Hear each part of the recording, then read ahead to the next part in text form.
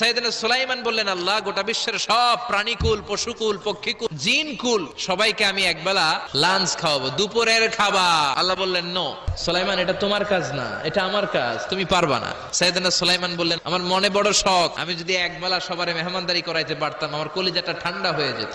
আল্লাহ বললেন, ওকে, ট্রাই করে দেখো পারো কিনা।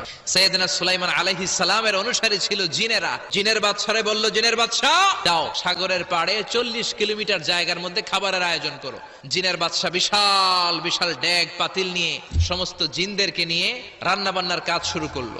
40 কিলোমিটার ব্যাপী জায়গা নিয়ে খাবার তৈরি করা হচ্ছে। সব যখন রান্না শেষ, চলে এলো সেই মহেন্দ্রক্ষণ। ইন দ্য মিন টাইম সাগরের ভেতর থেকে এক বিশাল আকৃতির তিমি মাছ হা করে ডেকে বলল, সুলাইমান, খাবার দাও। উনি ঘোষণা দিলেন, যাও এটারে খাবার দাও। তিমি মাছ বিশাল বড় হা করে বসে আছে সাগরে। জিনের বাদশা খাবার দিতে লাগলো। 1 কিলোমিটার শেষ, 5 কিলোমিটার শেষ, 10 কিলোমিটার শেষ, 40 কিলোমিটার শেষ, এখনো তিমি মাছের মুখ হা করা আছে না নাই? সাইয়েদনা সুলাইমান সিজদায় পড়ে গেলেন, আল্লাহর ডেকে বললেন, মাবুদ রে, আমি বুঝতে পারি না আসলে রিজিক দেওয়ার মালিক আমরা। গোটা বিশ্বের সবাইকে খাওয়ানোর ক্ষমতা আমার নাই। রিজিকের মালিক একজন, তিনি কে?